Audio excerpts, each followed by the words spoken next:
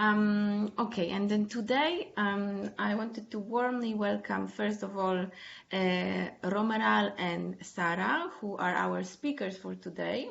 And then just a small reminder that the session of today was going to focus on the youth advocacy. So we are going to hear the stories of Romeral and Sarah, how on possible engagement of young people in advocating for peace building. So then Sarah and Romeral, they are going to share with us a little bit of their personal perspective.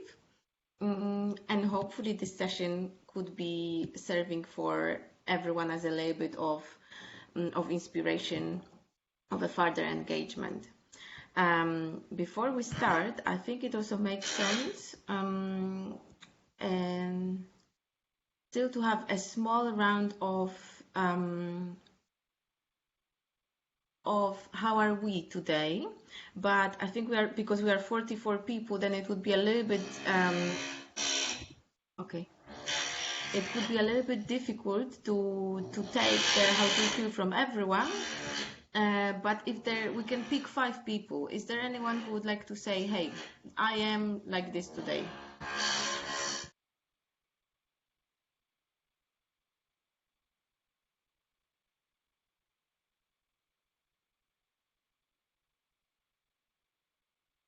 Okay, I will start as no one is feeling for now. Can you hear me? Yes, Mariam, we can hear you. So I feel great. I'm now in Vilnius. There's a little bit cloudy day, but it's totally okay for my personality. So I am motivated and ready to gain new knowledge in the sphere in which I am interested in too much. Thank you. Thank you very much, Mariami. We can grab several more people to say how are you, and also from where are you connected, and how is the weather there? That could be also interesting. Hi, can I say? Oh, yes, you can say.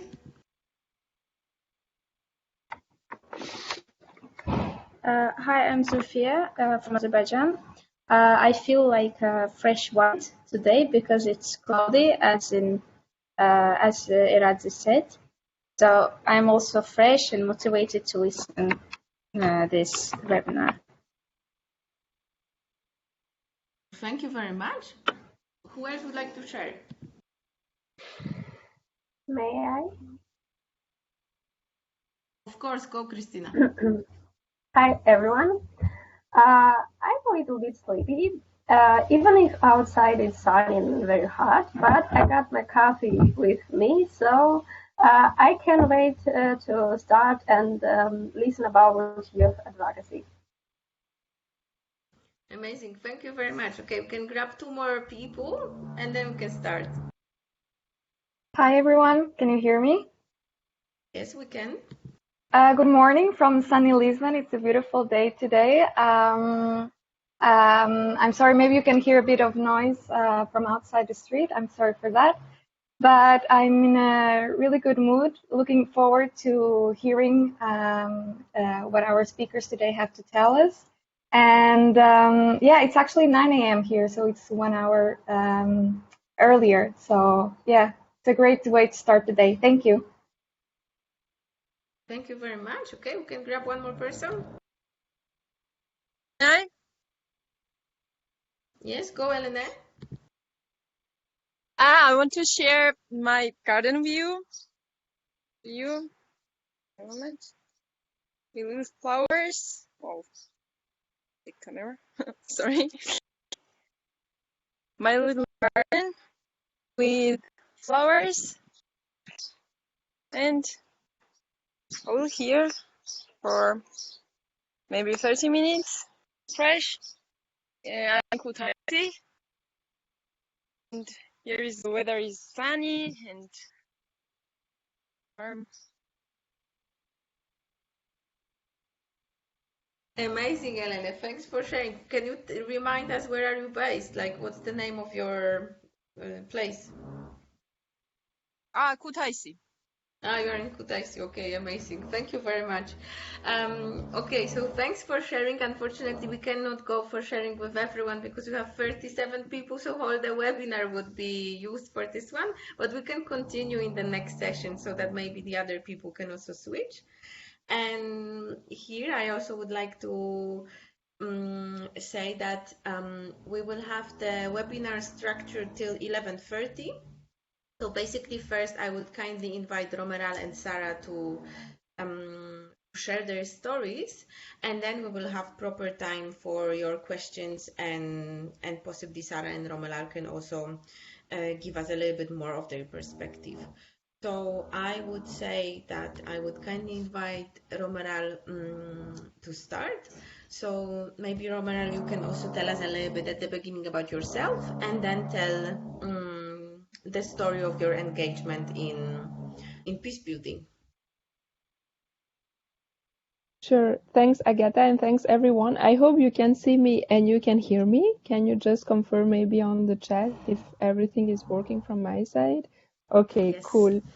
Because I changed, so I don't have a fancy background because I just went closer to the router. So I hope it's working. But if not, just let me know at any point. But yeah, it was super nice to see the gardens, the places where you are. So thanks for sharing. So as Agatha was mentioning, my name is Romeral, and I'm currently in Spain in a small village in Aragon, in Binefar, it's called. So I would like to first try to see if I can share my screen and if it's going to properly work, and then I will start sharing a little bit more about my journey. So does that work? Can you see my screen? Because now I cannot see you anymore. So if anyone can either unmute or tell me if it's working. Not yet. No, Not yet, Romeral, so we're waiting. Okay. That's a bit weird because it says I'm sharing my screen. It's Maybe you can stop and working, right? start it again. Okay, let's do that.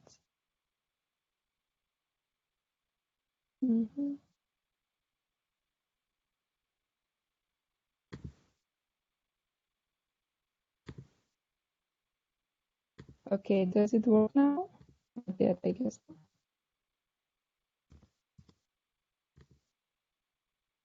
No, still it doesn't work, Romeral. I don't know. Okay, if not, I can also go ahead without. That's completely fine. But I wanted to share maybe some, or maybe if any of you can share it actually. I don't know if that. Yes, but now, Romeral, I think we have also troubles to hear you. Wait a second. And if you want, Agatha, I can try to share the presentation, but yes, it's more important that we hear Romeral actually. That's true. Sorry. Romeral, sorry, I get yes? that. Yeah. Okay, can you hear us now? Yeah, now I can hear you. Okay, now we can hear you, but we cannot see still your presentation, so maybe we will do it in a way that Laszlo can share it from his screen. Okay, that's good. Okay. Awesome, and you can just tell on which slide you are so that we can keep on sharing. Okay, Laszlo, can you find the presentation? I will try one more time, and if not, we can just go. Okay, let's give it one more try.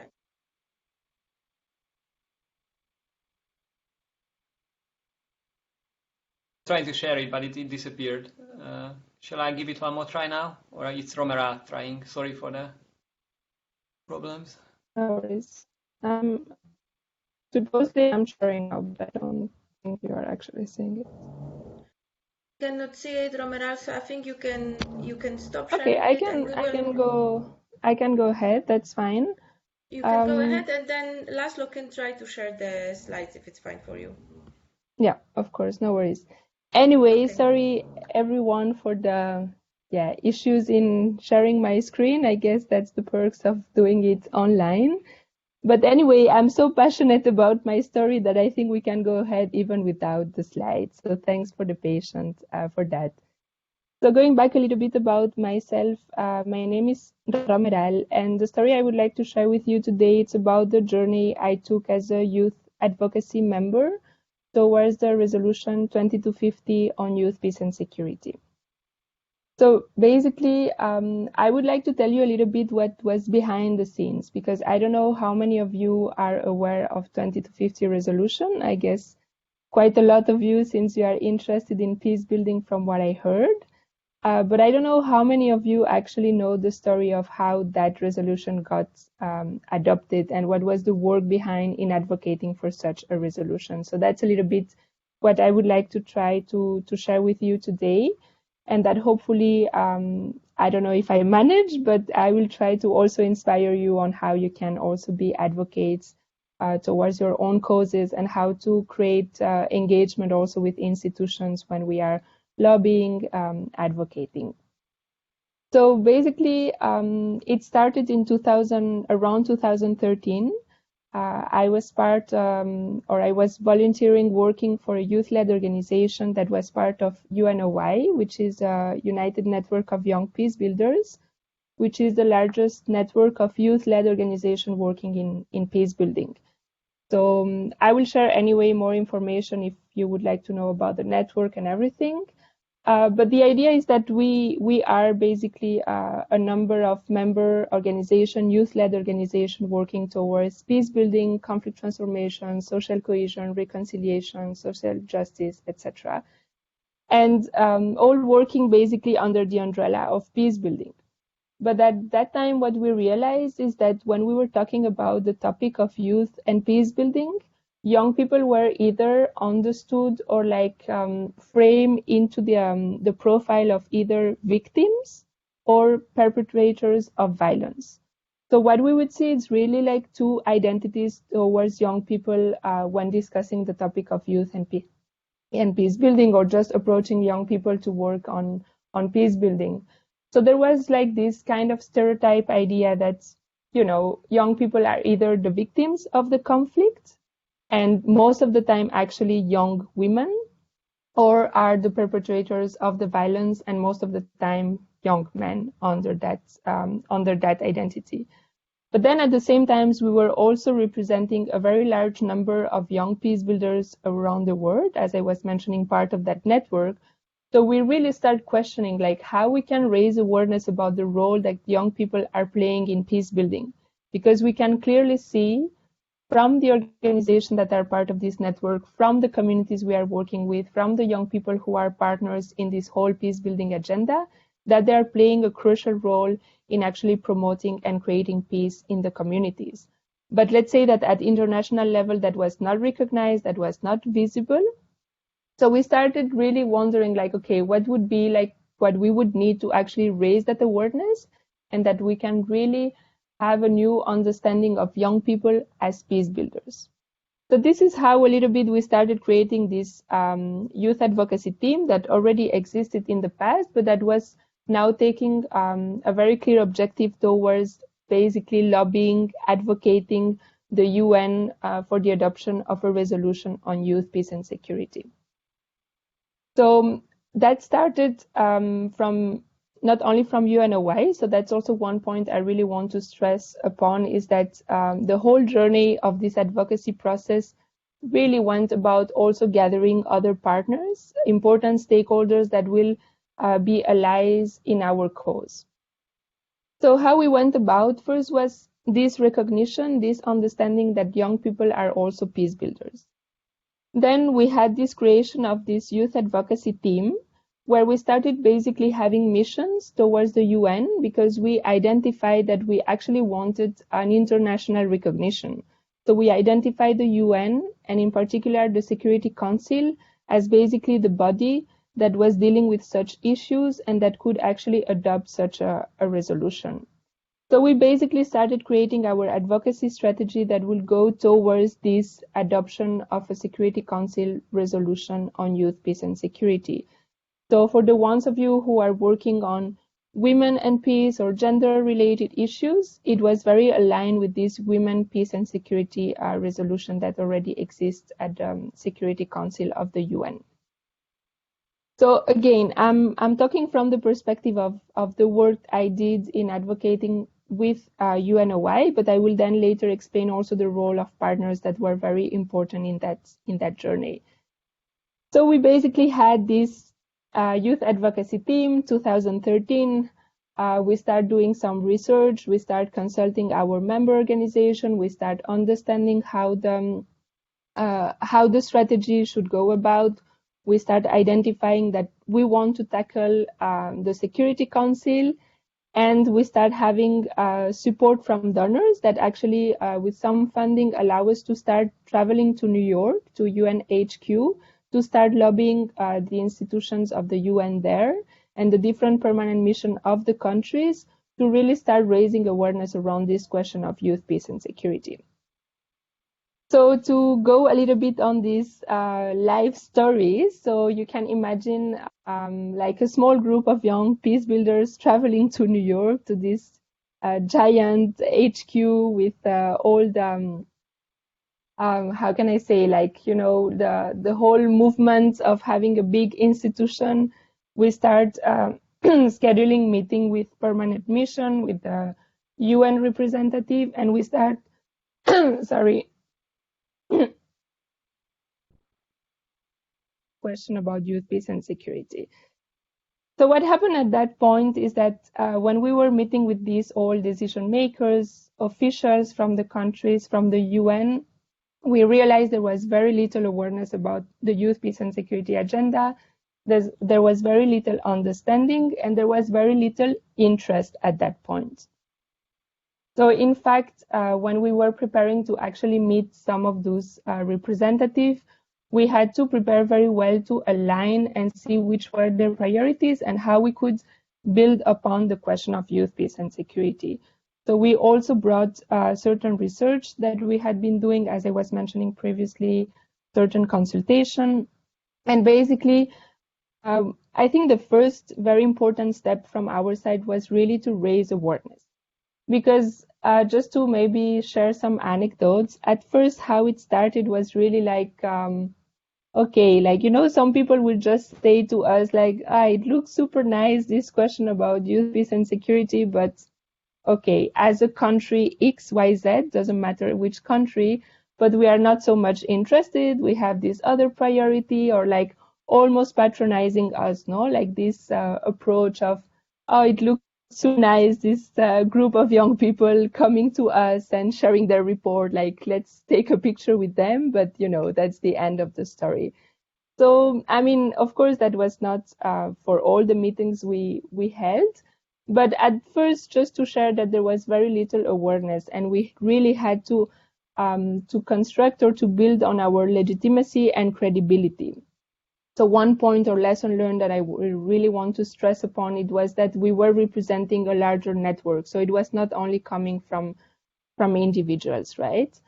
So in that sense, we continue having certain missions toward the UN, also very much reinforcing our strategy, realizing how the UN work. At first, we were also quite new in understanding this large institution, how to approach people, which were the key people, how to go about the adoption of a resolution. We were also not very clear maybe at the beginning how the process was about. And then how it went also is that actually many people were telling us, okay, why do you want like a resolution from the Security Council? Because it's really hard to actually get the Security Council adopting a thematic resolution. So I don't know how much of you are aware of how the resolution worked at the Security Council, but because they are legally binding, or most of them are legally binding, it's usually very tricky to actually kind of crack the system and advocate to have the Security Council adopting a resolution. So a lot of people were also just telling us, oh, why don't you have a resolution from the General Assembly? You know, like all these people around providing you some suggestion and just trying maybe to make us go to a slightly easier path. But we were very firm into understanding and acknowledging that we really wanted the Security Council because this is the body at the international level with the UN dealing with peace and security matters, and also because it would be legally binding. So the journeys continue. As I was mentioning, we get more and more maybe partners on board with already kind of an alliance that was building up on the question around youth, peace and security. So very important that when we conduct advocacy efforts, especially if it's at this international level and you really want to influence a very powerful body, that you do not go alone, right? That how can you build partnership? How can you make sure that this is endorsed by different stakeholders? So at some point, what we realized in our journey, as we were raising awareness, as we were having more and more people, actors, like supporting the cause of youth, peace, and security, is that how does it actually work for a body as the Security Council to adopt a resolution? You need to have within the Security Council, a member state that will put forward the resolution. So we could advocate forever. We could, I don't know, influence, raise awareness, but at the end of the day, if we wouldn't have like a member states that would like to endorse and to champion that resolution, it wouldn't be possible. So what happened is that we started mapping who was the council, who could actually support that cause. And as you know, we have permanent and also non-permanent members to the Security Council. And then we reached to the point that we had one of the countries part of the Security Council at that moment. So we are already around 2014, 2015. One member state that would endorse and that agreed in champion that cause.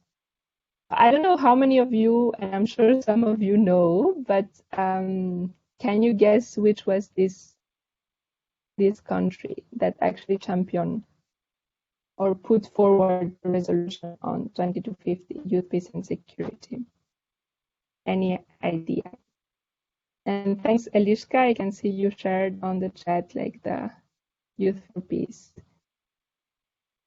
Okay, Jordan. Yes, indeed. So Jordan was the country who actually supported and agreed in championing this resolution. So we basically found an allied around the beginning 15th of 2015 that will forward the resolution to the Security Council. What we maybe not really, it's the process it takes. So it's not just, you draft the resolution and it goes to the Security Council. It has quite some steps in between, of course, that needs to be agreed upon, and where the member states that is putting forward the resolution needs to gather consensus from the other member states, because of course they want to be sure that if they propose such a resolution, that's going to be, there will be a vote in favor of the resolution, right? So it went about a first thematic discussion on youth, peace and security within the Security Council. Then it went about the very first global forum on youth, peace and security that was organized by Jordan in August 2015 in Amman. So I don't know if some of you heard about it, but there was this first global forum where there were around, I think, 600 participants who discussed matters related to youth, peace and security. So it was not only participants representing young people or youth-led organizations, there were also people from the academia, from government, from the UN, from very different stakeholders really coming together and starting discussing, okay, what is this field on youth, peace and security? Very important also to mention that there was online consultation at that point to also gather opinions from thousands of young people around the world about what's their main challenges when working on peace building, what's their recommendation, what they would like to see if such a resolution would be adopted. So we are around August 2015. Everything sounds like very much in line for the adoption of such a resolution.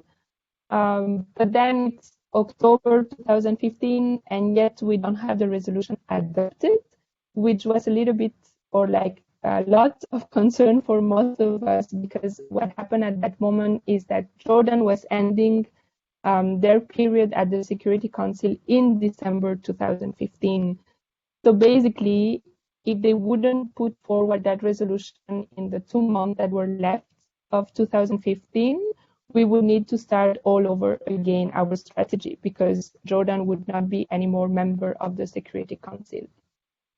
So October 2015, we start a little bit panicking, no? Because after all the efforts, after gathering partners, after having all these very important milestones with the thematic discussion at the Security Council, with more and more visibility from young peace builders around the world, with the Global Forum in Amman, and yet no resolution that was going to be presented.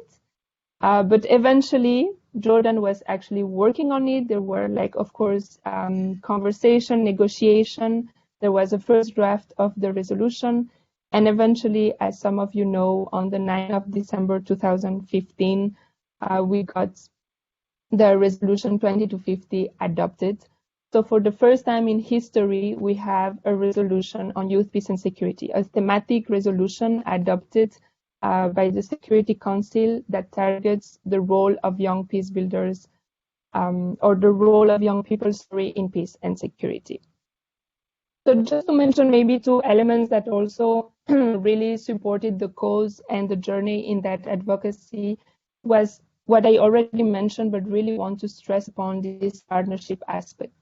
So we were representative from a youth-led organization working on peace building, but supported and also co-led the whole advocacy strategy with major civil society organizations, also UN partners, also some member states, etc., etc. So really this aspect and this about the partnership, and really all working towards a common cause, not willing to put forward our own goals or like, I don't know, particular objective from organization, really supported that we could create that movement towards youth, peace, and security resolution. Second thing also important maybe to mention, I don't know how many of you have seen online this hashtag Youth for Peace, but that actually started prior to the adoption of the resolution. So also how we could mobilize social networks, social media at that moment, and really start putting visibility on what all of young people and what youth-led organization and young people were doing towards peace building was very important, because it was still very invisible, the role of young people. I hope you can still hear me. Does it still work? Yeah? Yes, okay, good.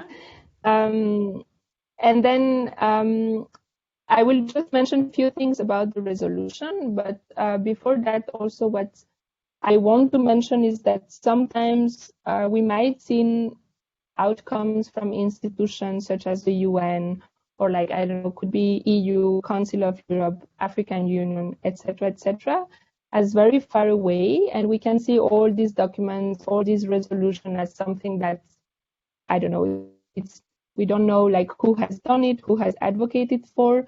But in the case of youth, peace, and security, I really want to highlight the role that young people play into advocating. So how it really came from the needs of young peace builders to say, hey, we need an international recognition on the role we are playing in peace and security. We need an international framework that actually acknowledge what we are doing, but also further support the work we are doing towards peace, reconciliation, social cohesion, etc., etc. So very important that we also understand that although it went to this, let's say, top level of Security Council adopting a resolution, what was done behind the scene, the needs really came from young people advocating towards that resolution. So, and again, that's not to say that only young people took a role in that advocacy journey, but it was very important the role that young people took into advocating. So also to honor, acknowledge, and recognize those efforts into the advocacy that was played and the lobby that was played towards the UN itself. So I will just go in a moment into the resolution, but if there is one message I would like to pass on you today is like the power that we can have as young people when we mobilize, when we work together, when we gather partners, when we have a joint cause, and when we work as a movement toward a certain cause. And then also being very realistic, no? It's not always that we will actually reach such an outcome as actually influencing Security Council of the UN. So I'm not saying that, you know, we did have factors that were enabling us at that moment to actually have a favorable environment to the adoption of such resolution, right? So it's not always that, you know, magic happens. I don't want to make it like very, like, I don't know how to say, like very naive that this is always possible, but definitely the importance of recognizing the power that we can have, and that those institutions, even when they feel very far away, even when they feel like very, I don't know, like maybe opposite of the way we work, of the way we approach things, still there is the space when we create it to influence them. And I think finding the allies and also understanding that also within those institutions, we have people who actually support the causes that we are working for. It's also very important. So like not to like seeing this divide between us and them, but really understanding how do we work together when we have a common cause and we want to transform things for the better. So that's really, I hope, a message I managed to give to you despite of the connection problem and not having the presentation or anything. But I hope if you can grasp like really one key idea or inspiration is that. And also the responsibility we have now that we have the Security Council who adopted such a resolution into seeing how we implement that resolution. But I know that's going to be the discussion for another webinar, so I don't want to step in that, but really to also think and start the reflection on the role we also play into making sure that we actually implement such resolution. Then maybe just to end the presentation very briefly, I don't know, Agatha, how much time do I have? Maybe 5 minutes? Is that correct? Yes, you still have 3 minutes. Okay. Then let me check just 1 second. Okay. Are you still with me, everyone, or are you falling asleep? I hope not. I see some faces, so I hope you are still there. And yeah, sorry you don't have the presentation, would make things maybe a little bit easier, but I hope you can still following up my story. So just maybe to quickly end with what's the content on the resolution. I think you can go online. You already received the link to the resolution, so I'm not going to go into details. But just to mention, there are 5 main pillars in that resolution that talk about, let's say, 5 main aspects that young people identify as key priorities when talking about peace, youth, peace, and security, which is participation. So how to increase and to support meaningful participation and representation of young people in all decision-making levels related to peace and security. Protection. How can we make sure that, of course, especially in context of when there is an armed conflict, we can ensure the protection of civilians, including young people, and especially from forms of sexual and gender-based violence. So there is a special mention on gender in there. Prevention. So how, and that's very interesting, the prevention pillar I want to mention, because there was a shift into the approach towards young people. Because you may think that, okay, pillar of prevention could maybe talk about how can we prevent young people to join armed groups, or how can we make sure that young people do not use violence, for instance. But in fact, really the transformative approach in that pillar is also to look into what's the role of young people in preventing violence. So already acknowledging the role of young people in the prevention aspect of violence and conflict. So that was also a shift in mentality, no? Like, how can we empower young people, recognize what they are doing, instead of actually thinking like, okay, how can we protect them, or how can we make sure that they do not join violent groups, for instance. And then another pillar is the partnership. So how do we ensure that there is partnership that support political, financial, technical, logistical support for young people in peace and security?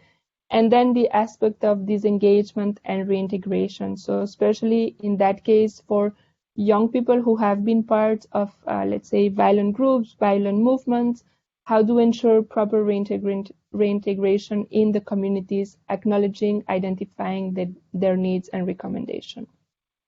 So just to end, I think what's also important to mention in those 5 pillars and in the content of the resolution itself is that it comes from the consultation, the discussion, reflection that happened in that Amman forum that I was mentioning previously.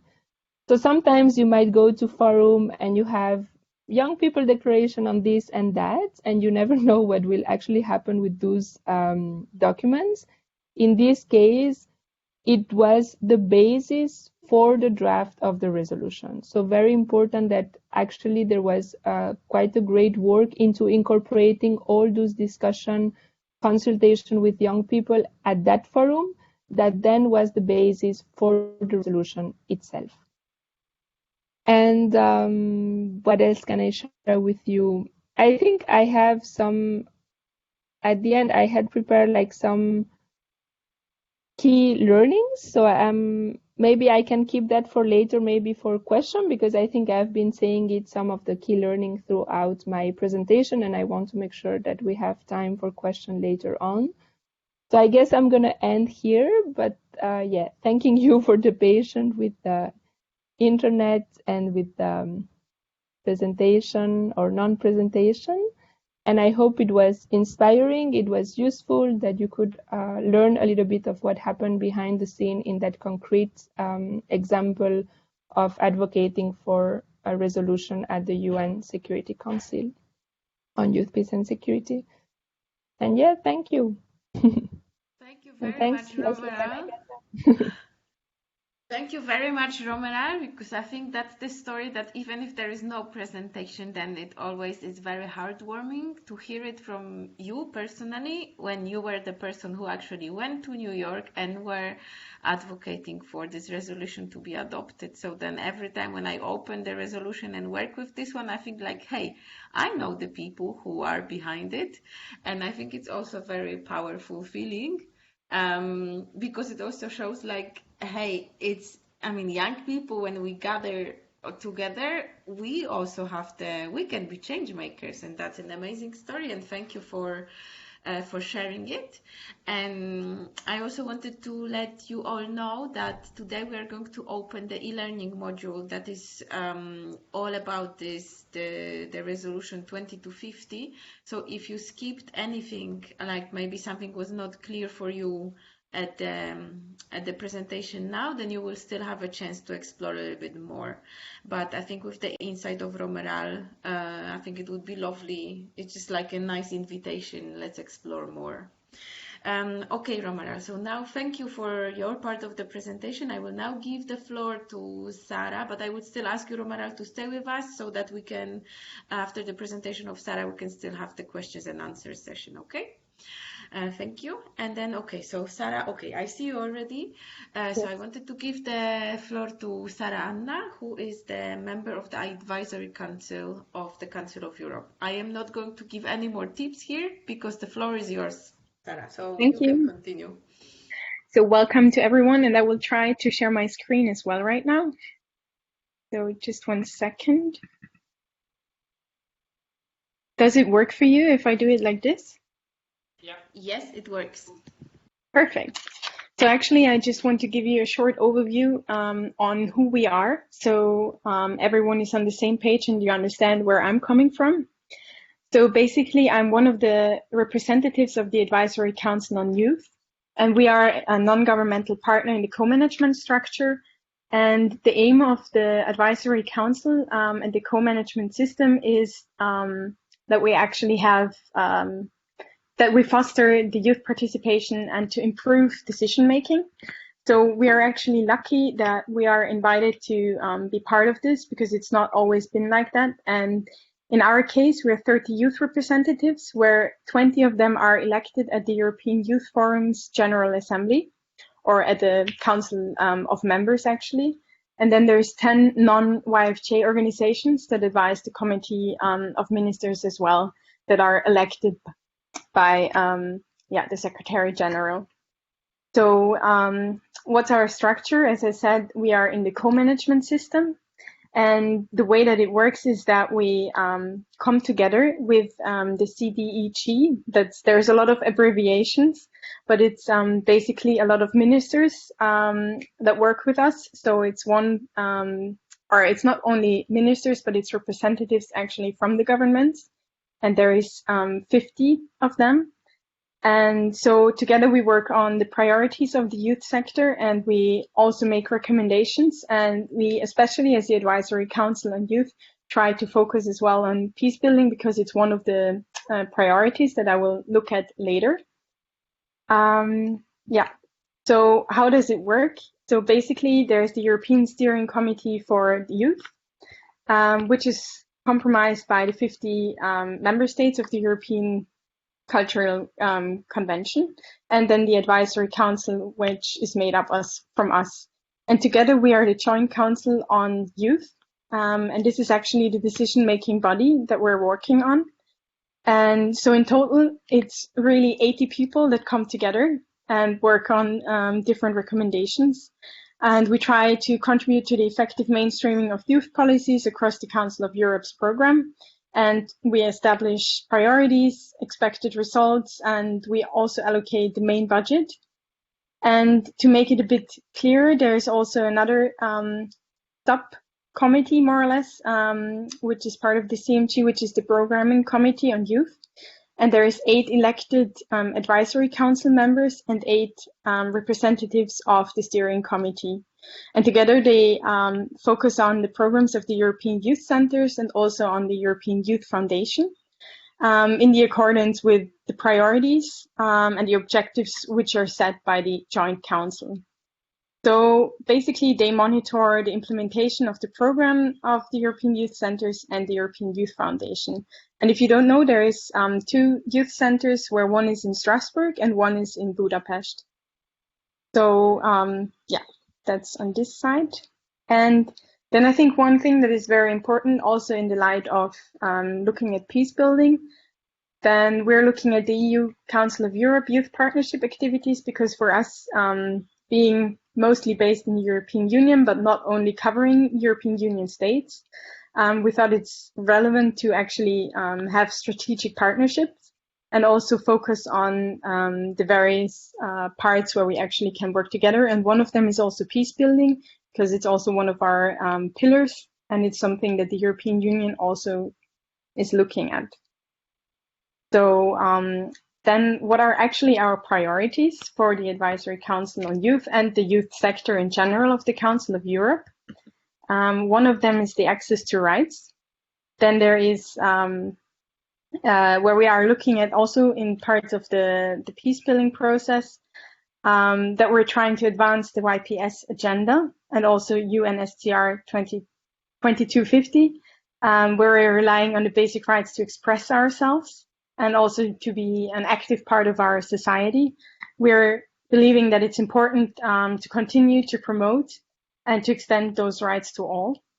And then another pillar is the youth work and youth participation, where effective youth work is what we think that it guarantees us the access to other young people beyond our immediate circles, and that we also embrace all the knowledge and experience and insights from those involved in youth work across Europe to bridge the gap between our understanding and the context and experiences that we may be not familiar with. And Then if we look at inclusive and peaceful societies, this is also the part where we actually work on the peace building process and where our portfolio with the YPS agenda lies. I think this is very self-explanatory why this is relevant to the peace building process. But other than that, we're also having a priority on revitalizing pluralistic democracy. And this is also where we believe that YPS agenda is deeply rooted in supporting and heavily reliant upon the involvement of young people in also democracy and policy decisions and decision-making in institutions in general. So now we will look a little bit more on the inclusive and peaceful societies priority. So we call it PFG3. So it's called the Priority Focus Group, where actually various portfolios from the Advisory Council come together. And we have several rapporteurs that work on specific topics like Roma, disabilities, gender equality, where we all believe that this is absolutely necessary to have them to improve inclusive and peaceful societies. And then there is the relevant portfolios for peace building, which is on the one hand, the youth peace and security portfolio that I will talk a bit more about later. And for example, I'm seconding actually the YPS portfolio because the leading advisory council on youth member is Rory Newberry. And I'm leading the Euro-Arab Youth Cooperation portfolio, for example. And then there is also the North-South Center portfolio, which is also having its focus in some parts on the YPS agenda. And yeah, just to quickly give you an overview on why this is relevant, it's because in the North-South Center, for example, they have put some focus on the YPS, where they said that uplifting youth engagement is really important, where they want to broaden the space for the YPS agenda. They want to strengthen youth capacities in the YPS agenda. They want to support more youth initiatives that work with the YPS agenda. And they want to enhance interregional and multi-level cooperation, which is very relevant because you need to have several stakeholders to work on this issue. And overall, they want to increase youth participation in decision-making processes for peace and democracy.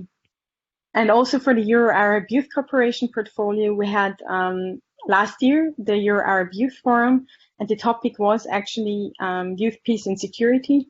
And I think it's quite relevant because especially in Arab countries, there has been some conflicts that we have been working on, and it brought together a lot of around, I think, 100 youth leaders from both Council of Europe's member states and from the League of Arab States. And they were discussing a lot on the topics, and they also, in the end, brought up different ideas on projects that we want to that they want to deliver, which is quite difficult right now during COVID-19, to be very honest. But they still try to improve this and try to work on it. And yeah, so let's go to the next slide.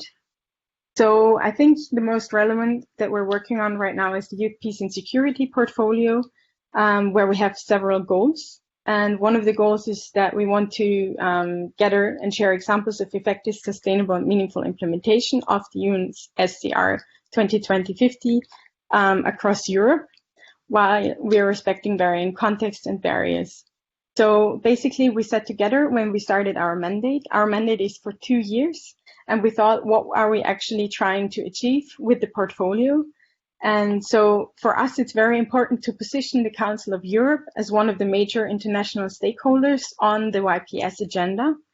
And for that, we want to collaborate also with the other portfolios, such as the Euro-Arab Youth Cooperation and the North-South Center, because we believe that when we bring together more portfolios, we can actually strengthen the peace building process and also the focus of the Council of Europe's priority on that. And that's why we also try to have more workshops, and we're also looking into the Youth Peace Camp and the Youth Peace Ambassador Program, which is actually something that the Council of Europe's Youth Department started. And now they're very independent and have their own network, which is really good to see because it actually means that we're really creating some change. And then on the other goal, where we want wider recognition and support for the youth peace and security agenda, it's also something where we're trying to look where we can have support from several stakeholders and make sure that wherever we can have partnerships, we're getting them. So to look into the next part, I think it's very clear that during COVID-19, it isn't as easy as we expected to fulfill our mandate as we wanted to. So there is actually a great impact on our portfolio, which means that we rely on working remotely and also a lot online, which means that we're kind of juggling. And we also have to see how the commitments are actually working, because there is different deadlines.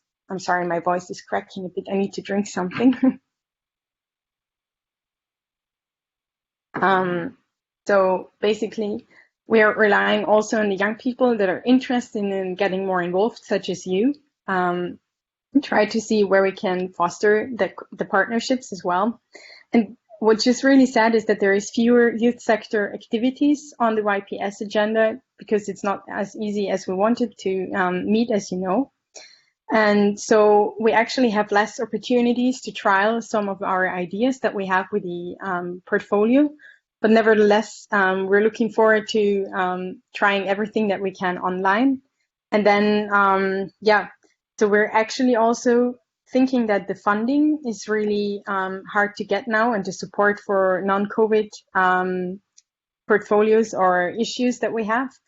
So this is just a reality that we have to face and that we have to accept, that it's not always like we wanted. I think it's similar, like Romeral said, we need to be very realistic with what we can actually achieve and do, but we still have to work for it. And then COVID-19 still has the potential to take the YPS agenda backwards, because the focus right now is not really on it. So what we have seen is also the violation of basic rights, which may now seem not as necessary for some states, but they still are very relevant and they are happening. So also we need to see why institutions and authorities may be less interested in listening to civil society and young people when it comes to these issues.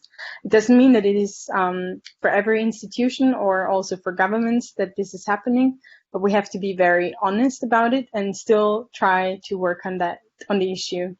And what we also have realized is that there is an economic collapse, which is a result of governments spreading or spending time during the pandemic trying to work around all the issues that are happening. And it's just undoubtedly that there is less funding for the agenda right now, and also for the youth initiatives, because the focus is elsewhere. And we have to see where the policymakers still can step up and see the reliance to, or the connection to the YPS agenda, and try to see how we can actually further increase the YPS agenda during that time. So other ramifications of the COVID-19 and youth peace and security in Europe is that there is a lot of misinformation going around, and that it's not really easy to tackle that. And also the public health, and especially young people's health mindset is very undoubtedly targeted. And then we also have a lot of hate crimes happening as a response to misinformation. There is a lot of gender-based and domestic violence right now that we have to tackle. And there is a lot of mental health issues, and because of the impending austerity, and there is a lot of social unrest. Even decreasing trust in the political system is happening, and we really have to see how we can put it in the context of the YPS agenda. So for the next slide, I think it's relevant to see how we actually can advocate for peace building during that time. And I just put some suggestions down, what we're doing. So basically what we do is we talk a lot with government representatives in the Council of Europe. I think one thing that is very important to know is that we all have our background in certain countries or in several countries. And what we do is try to reach out to the people that we feel most related to as well, and try to just lobby wherever we can for the YPS agenda. And I think what's really relevant in that case case is also to see where we have our partnerships, because youth issues are targeted with many different organizations, and also the European Youth Forum is one of our very relevant partners, because they're basically based in Europe as well, and they are also working on peace building. Yesterday they brought up some, I think it was a blog entry where they were talking about the UNSCR 2250, sorry, which is quite relevant. I think you can look it up online, and also in the context of COVID right now. And then other people that we lobby with is the UN Youth Envoy, where we try to connect and see where we can have strategic partnerships as well with her. And I think it's also, like Romeral said, you really need to see how you can bring the context together and all the people that are working on similar issues. And then also what we are trying to do is work within our countries where we're residents right now, to see how they are working on the different topics around peace building and what it means in the context of our own countries. Then, like I said in the beginning, there's the cooperation with the European Union as well, where we see where the priorities, especially on the youth agenda, are coming together in terms of peace building.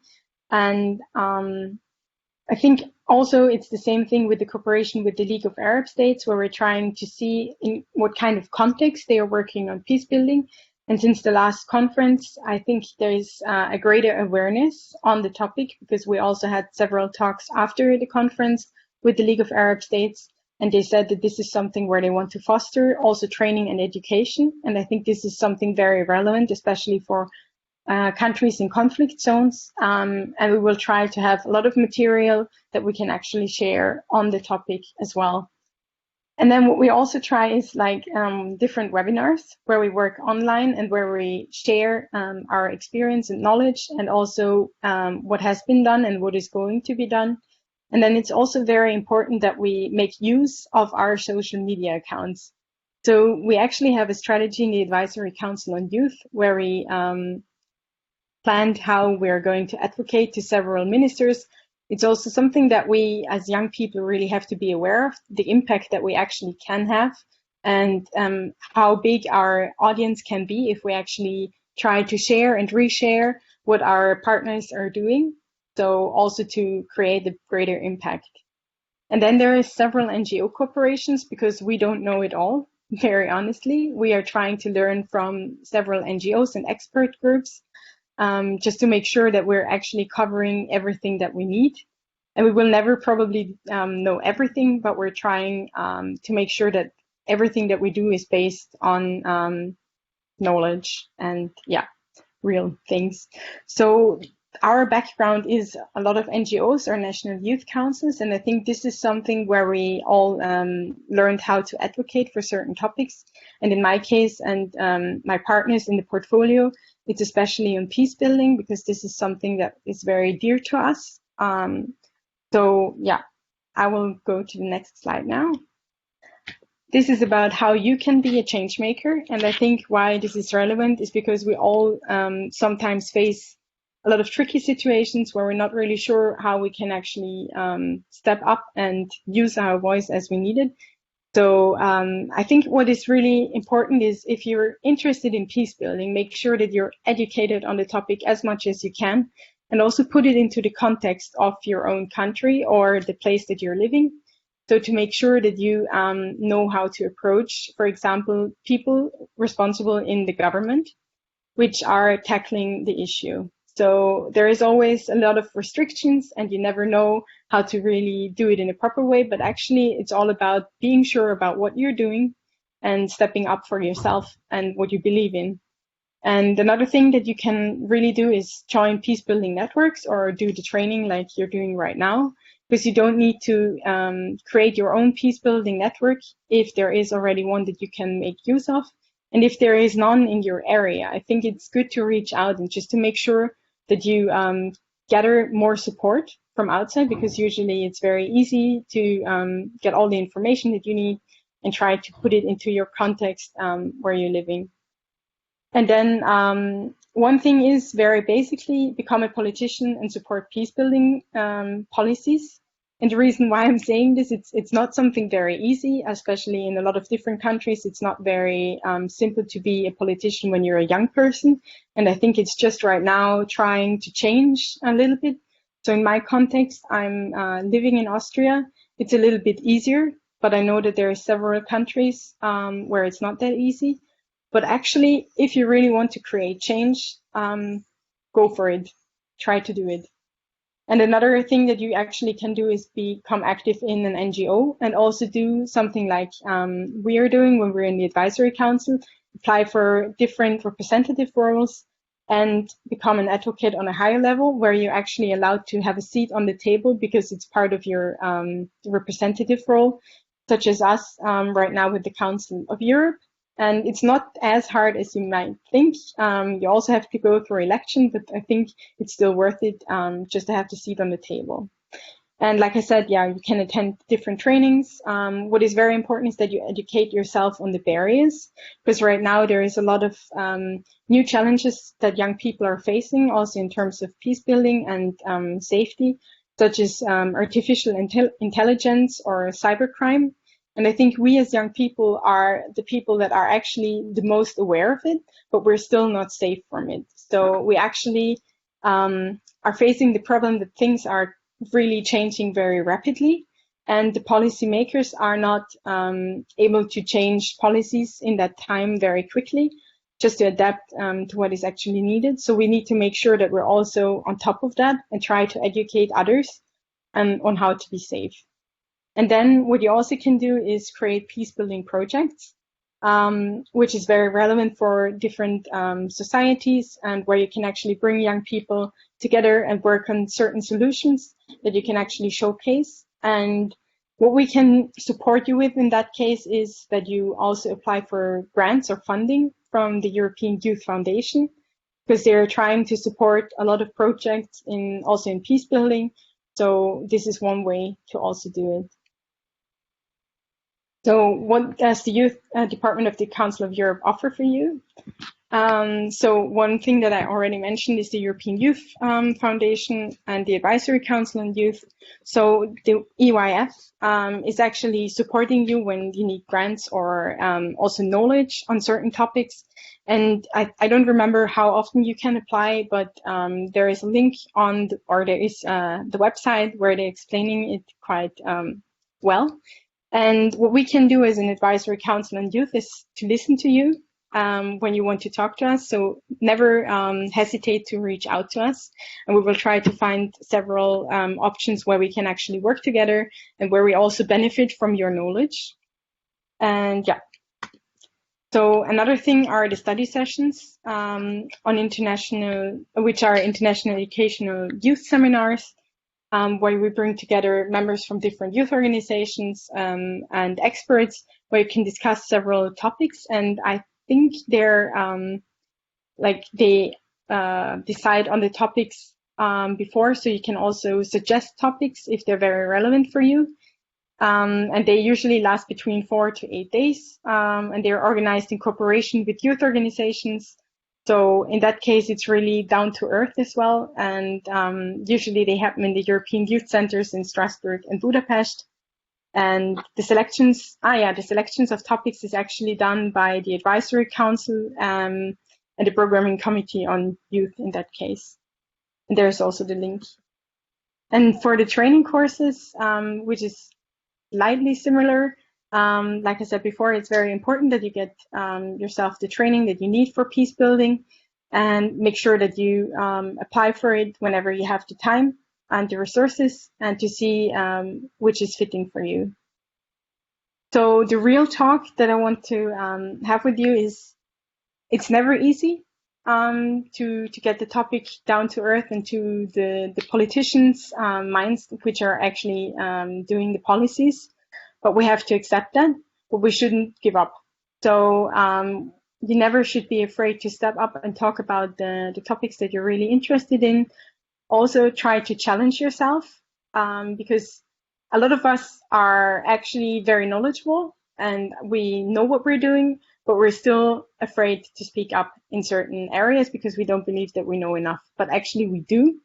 And we should just challenge ourselves to change that.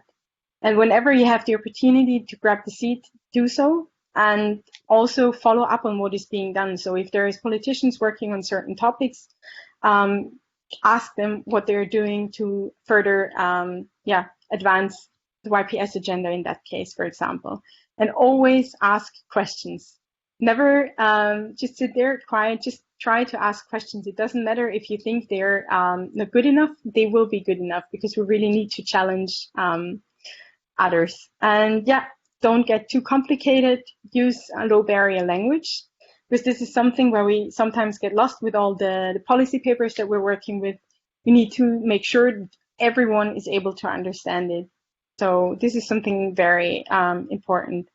And it's also very important that we realize that the barriers right now are shaping our society. So it's also with climate change, and there is non-armed conflict nature topics such as the cybersecurity. And these gaps actually, they are not closed right now. And we really need to make sure as young people that we change that. So that's why we need to be part of the discussion and also part of the policy making. And you also have to see yourself as an actor of social and political change. So just try to do that. And I will end my talk now with a quote that I really like. So I think peace comes from being able to contribute the best that we have and all that we are toward creating a world that supports everyone. But it is also securing the space for others to contribute the best that they have and all that they are. So I think whatever we can do to change society into a better and more peaceful world, I think we should try to do it and try to uplift each other rather than using hate towards each other. So yeah, and if there is any questions, just shoot them at us. Thank you. Thank you very much, Sarah. And here I wanted to also say that I think this was an amazing example of how also young people can be engaged in the political participation and quite high level, what actually happens in the co-management system of the Council of Europe. So thanks a lot for explaining to us how does it work, and also to tell what the Advisory Council is actually doing in this field. And also, as at the end of your presentation, there was this tip that you gave to everyone, which was always ask questions. I wanted to bring it from here and actually open the floor for everyone to ask questions. So if there is anyone who would like to ask, then feel free to do it. Let me start. Maybe we can do it on the chat. So if you would like to ask a question, you can put your name there. And I'll give you the floor.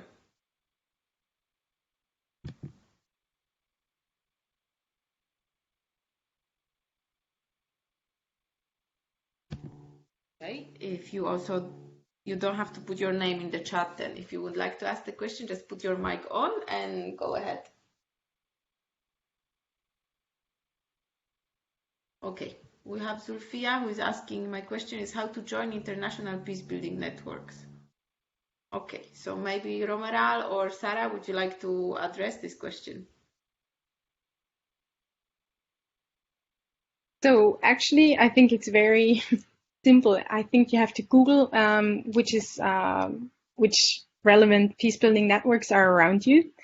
And there is the one, I think it's the Peacebuilding network.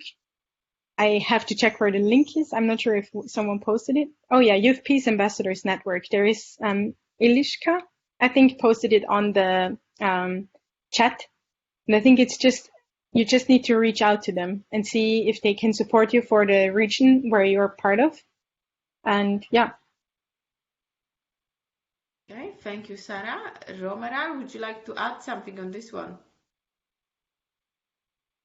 Yeah, no, I think just maybe as in line with what Sarah mentioned, just to really check what's already available there. So I can put on the chat like few of the networks that I know exist.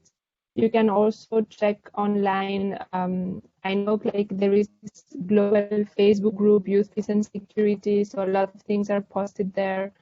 So just doing a little bit of research of what's in your what's in your community maybe already, or what's network that will be covering your region. Yeah, we can put some on the chat box as well. Okay, thank you very much. And then, okay, let me see. Okay, we also have. Okay, there is also one more question from Zulfia. Do we know any international networks that you can join as the NGO? Okay, and Sarah or Romeral, do you have the idea of how to address this question? So it depends, I think, on the context as well and on the regions, because a lot of youth organizations or international networks are based in certain regions, such as the European Union or maybe the African Union.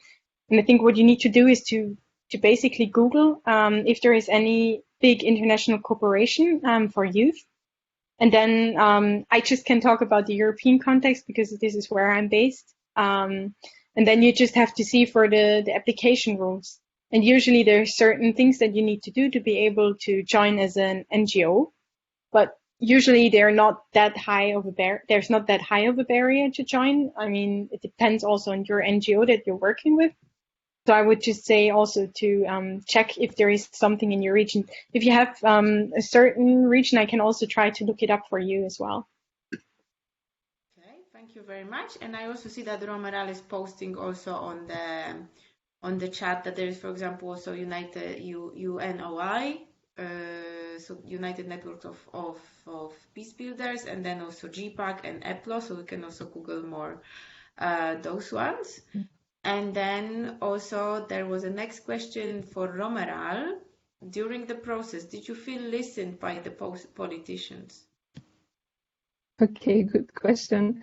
Maybe just one thing before going to that question on the to join as an NGO, maybe just a reflection to is it an NGO or a youth-led organization? Because if it's a youth-led organization, then UNOY, for instance, only composed by youth-led organizations that are members of the network. Then if you go into networks as GPAC that I put on the chat or EPLO, it's more like larger INGO. So just to be aware a bit of the profile of the organization and see what would match best. Okay, the question about if I felt listened by a politician. Okay, I think let me answer in two tracks. No, one is like my personal experience. I perhaps felt heard, but not always listened. That's something that maybe we say very often, and it's true. But of course, it depends very much on the person we had in front. So it was not always politicians, it was decision makers, it was representatives.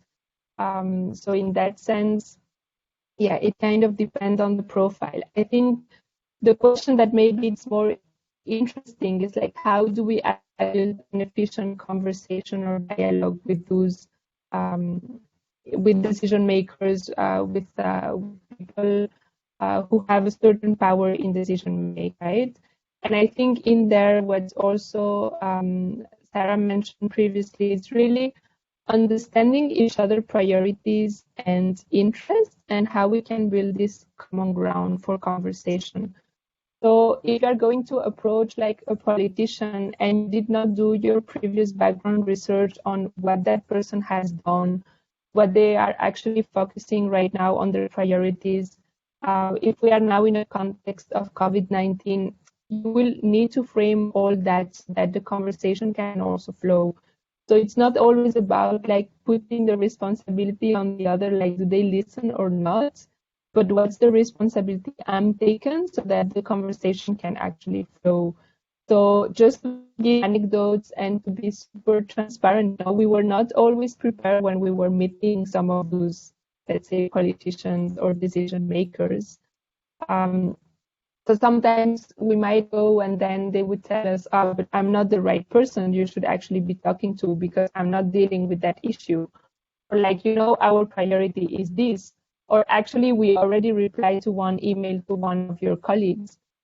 So at that moment, it's broken the relationship because you realize that you did not do your background work, you were not well prepared. So very important that you can take most use of the time you have in those meetings, because it's not so often, it's not so easy to actually get meetings, to get appointments with certain people. So when you get to that, be super prepared and put everything you have from your side, and then, you know, the responsibility for them to listen or not, you cannot control, but at least do everything you can to have that conversation really going smoothly. And also the last thing I would like to mention is, like, how can you be a peace builder even in that moment? How can you embrace the values of peace building, of dialogue, of active listening when you are in front of one person, politician or not, it doesn't matter, who does not maybe listen to you, or maybe who is not interested, or maybe who is not aligned with your cause. So how can you, even in those difficult moments, still embrace the values of what it means to be a peace builder? Thank you, Romeral. And here I also wanted to proceed with the questions. We have 3 more on the chat. So there is Igor asking if there were any local steps taken by different countries after the UN 2250 resolution was adopted. Are there any national implementation programs? And here, Igor, I just wanted to let you know that we will have a full webinar in this afternoon on the implementation and the impact of this resolution. So I would say let's leave this question for now, so then it can be addressed in the afternoon. And then we have 2 more questions from Shadi, who says that when speaking about peace building, it comes hand in hand with diversity and inclusion as European values. So which European opportunities do you see as best platforms to use the expertise of the increasing number of international students and peace builders from around the world, like the ones that are non-EU citizens? So maybe Sarah or Romeral, you have any idea on this one? So basically, I think if you look at the European Youth Forum or at the Advisory Council on Youth, you don't need to be necessarily an European Union citizen to be part of the platform. And I think this is one of the things where actually the knowledge is coming together, where you actually can work on things. And if you try to just to use the expertise, I think if you want to share something, it's creating a certain webinar or an actual seminar. I think you can make use of those platforms as well, also in context of the what's the name, the European Youth Centers in Strasbourg and Budapest, for example. I'm not sure if I'm covering exactly what you mean, but just let me know in case we can talk about it later on. Thank you, Sarah. Romeral, any tips from your side? Sorry, because I lost, I think, connection for a second, so I'm not sure what Sarah already shared. Okay, Sarah. Sorry. Sarah shared that the European Youth Forum is a platform that is connecting not only people from the European Union, but also from outside. And also that the youth centers of the Council of Europe, they are welcoming people who are not only from the EU member states.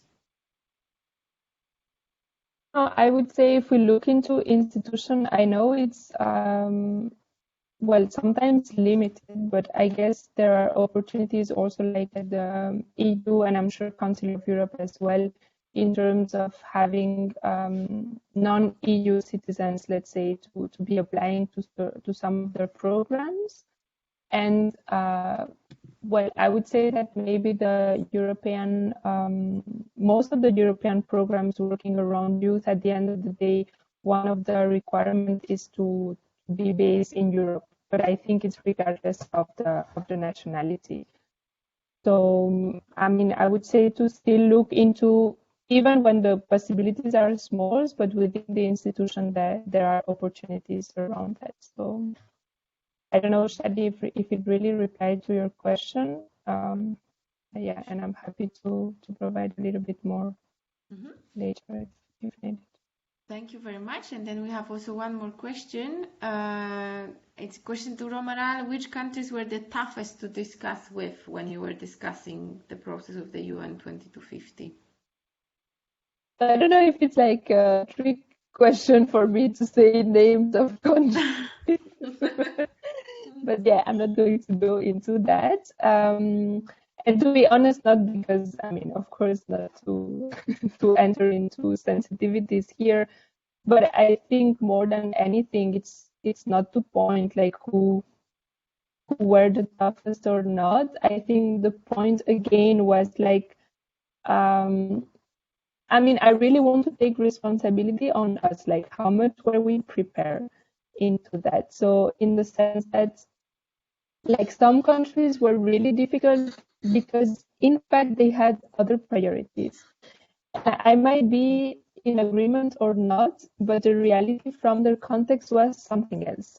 Or like we should understand that if I'm talking about peace building, the word peace building actually does not resonate in their mind. But if I'm talking about internal displacement person, or if I'm talking about, I don't know, migration, that perhaps understood for us under the umbrella of peace building, but not for them. So how can I also make sure I align my language and the priorities so that we can come to a common ground for discussion and dialogue? But of course, I can go into the anecdotes of I had some, let's say, countries or people. At the end, it's people behind. No, it's I don't know, telling us, like, oh, you are not going to see that resolution like ever adopted because it's too complicated. There is no interest, and Security Council, it's, too far away for actually reaching out the adoption of such a resolution. So we had moments like that. And I think as Sarah was also mentioning, like not giving up and like trusting your cause, trusting your process, and that's, okay, you can tell me that, but at the end, I know this is important and I want to fight for it. At the end is what will pay off, right? And there were countries, or like, again, I don't like to say countries, but representative or people who were difficult, but also people who were difficult from our own context. I mean, not only from, countries or politicians. So how can we also open discussion in those moments? I think it's the most important, and that's also the value it gives us as peace builders. At least I feel. Thank you very much, Romeral. And here also comes the question of, so if then it's maybe difficult to say who were the challenging people, can you say who were the supportive people on this way, no?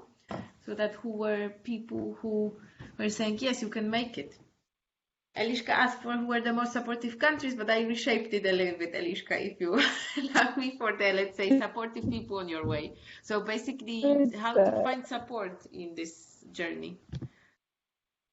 No, I think two things. No, like as I mentioned at the beginning, it's like we did had, or like it's not only us. No, like the cause was close to our hearts because we are young peace builders.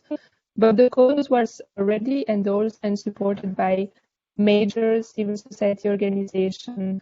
I don't know, I can name Search for Common Ground, I can name Save the Children, World Vision, and others.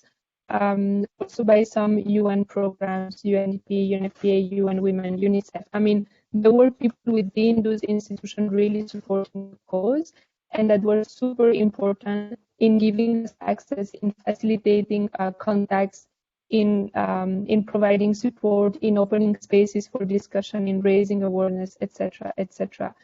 But then, most important now is also how we gather other stakeholders in that youth, peace, and security field.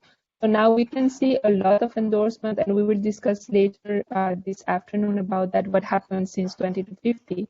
But we can see, I mean, players very important, such as the Council of Europe, the EU, who are really supporting now the agenda of youth, peace, and security. So I guess it's becoming bigger and bigger. But in terms of country, just to mention that the resolution also was adopted anonymously.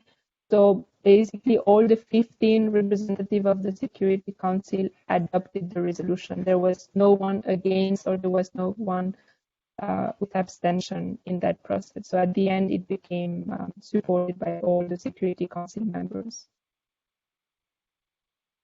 Thank you very much, Romeral. I see no more questions on the chat, so I just wanted to ask one last question to Sarah. If you can tell us, maybe if we as young peace builders, if we would like to get engaged in or more in the peace building field, is there any way that the members of the advisory council can be of support to our engagement as young people? Yes. So basically, what you need to do is just to reach out to us, especially to the youth peace and security portfolio members. So you can just contact me as well. And we will try to set you up with whatever we can. And we also will make sure that we give you the opportunity where we can to engage with the right people. Thank you very much. Okay, as there are no more questions in the chat, then I would, okay, can we also engage as organizations? Okay, there's one more question from Julia. And Yes, I would say absolutely. So it depends on whether you want to be acknowledged as an organization in a certain network, or if you try to actually run for the same positions that we're sitting in and just lead the youth peace and security portfolio yourself.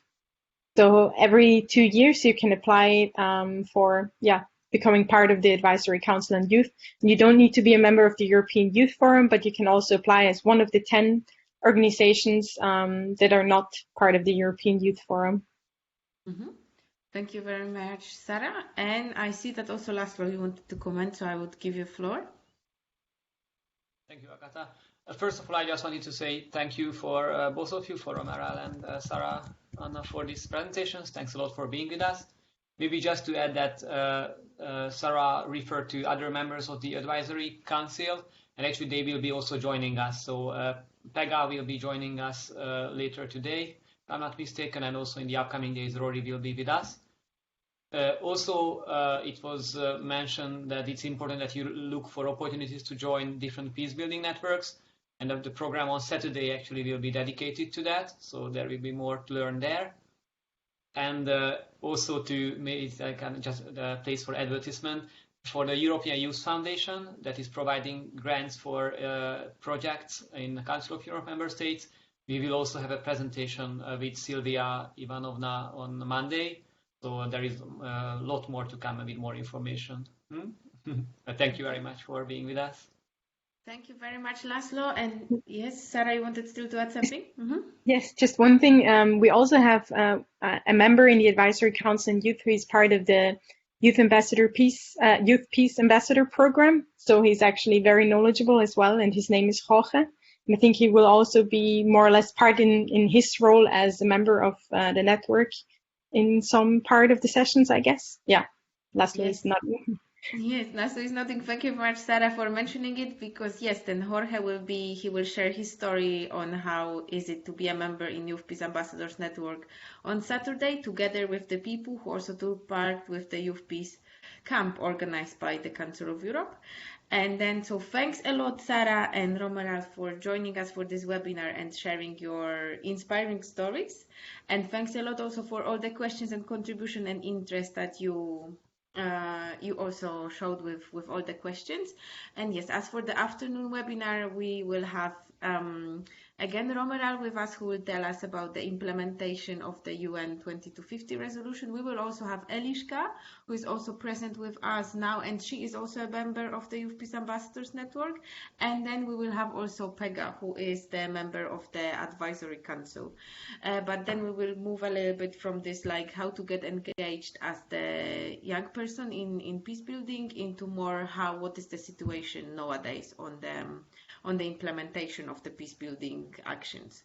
So with this, and also one more thing to tell you, we have opened the one more module on the e-learning, as I told you, so that you can read and learn more about this resolution 2250 in the e-learning sphere. Okay, so that would be it for now. The last thing that I am doing, which became a little bit of our tradition, I am already posting a link on the chat for the evaluation. So then you can also go there and spend like 2-3 minutes to evaluate the session. How was it for you? What was challenging? What could be improved? So that we can also improve the Youth Peace Week in general. So thanks a lot for taking part and see you at 4. Thank you. Bye. Thank you. Thank you, Bye. Agatha. Thank you. Thanks, Bye. Laszlo. Thanks, Bye. Sarah. Oh, bye. Thanks. Thank you.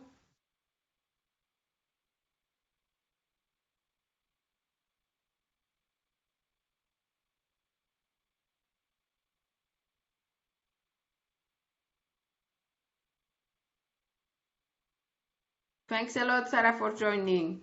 Yes. It's nice to see how everyone is leaving right now. Yes, that's true. It's always a little bit sad that you see Yeah. that people are going. Yes, yes. Hi, Hello, Ramon. hi Laszlo, Agatha. How are you? Hi. All good. Hi, Oh, and Romeral, Romeral. thanks a lot. Thanks a lot Hello. also for joining and for all the challenges. I'm super sorry for this one, but your story was inspiring anyway, as Yes. always. So you don't Yeah, need us. sorry, I don't. Yeah. Should we Can you go, hear us Agatha, now? or do we? Can you hear me now, Romeral? Yeah, yes, I can. Yes, okay, you can go. Yes, yes, but it was super cool to Okay. have you. Thank you. Thank you. Bye. Bye-bye.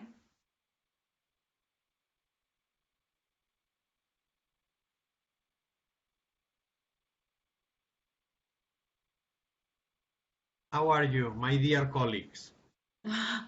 Oh, good. I'm a little bit unhappy because something is again broken with my camera. And I don't know why it doesn't work, but I'll try to fix it. And you, Ramon, how was